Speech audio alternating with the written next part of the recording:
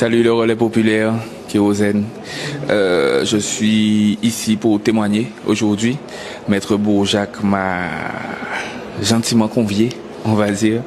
C'est une affaire que je trouve particulièrement bizarre.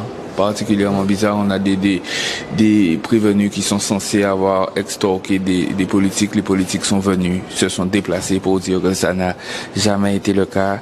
Depuis avant le procès d'ailleurs, ils étaient déjà intervenus sur différents médias pour dire que ça n'a jamais été le cas. On ne comprend pas pourquoi ils sont là, mais bon.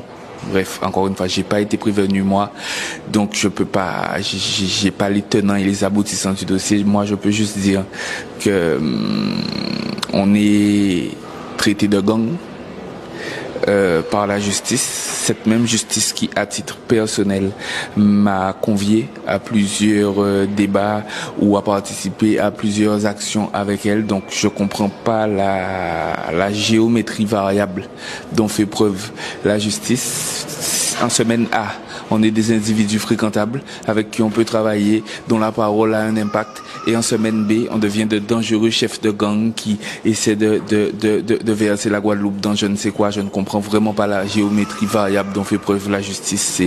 C'est ce que je viens de dire. Pour certains d'entre nous, dans notre jeunesse, des acteurs de la rue, du coup, avec le recul, avec la maturité, on sait que les voies empruntées n'étaient peut-être pas les bonnes. Du coup, on essaie d'empêcher aux plus jeunes de reproduire les mêmes erreurs que nous. Et j'ai l'impression qu'aujourd'hui, c'est ce qui est reproché aux prévenus.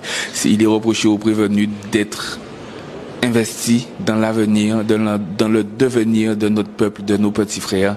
Et je trouve ça scandaleux. On essaie à notre échelle tous de pacifier la rue, de pacifier les quartiers. S'il y a des problèmes entre tel quartier, de faire en sorte que les choses se passent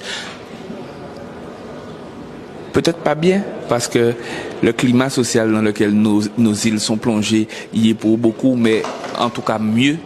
Et encore une fois, j'ai l'impression que c'est ce qui nous est reproché. C'est à ne rien comprendre. C'est à se demander si l'objectif de la justice est vraiment que ça se passe mieux dans la rue. Si à chaque fois qu'un jeune essaie de faire en sorte que les petits frères, que les plus jeunes se comportent un peu mieux, il est sanctionné, ça incite à ne rien faire.